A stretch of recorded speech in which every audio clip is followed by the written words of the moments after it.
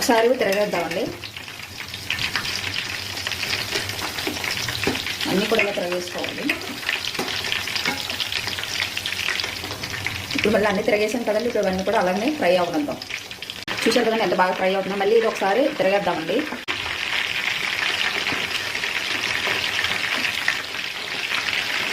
ఇంకా కొంచెం కలర్ రావాలండి ఫ్రై అవ్వడం. చూసారు కదండి ఫ్రై అయిపోయింది. ఇప్పుడు మనం ఇవన్నీ కూడా తీసుకున్నాం, స్టవ్ ఆఫ్ చేసుకున్నాం. స్టవ్ అయితే ఆఫ్ చేస్తున్నామండి. మనం ఇవి ఒక్కొక్కటిగా ప్లేట్లో తీసుకున్నాం.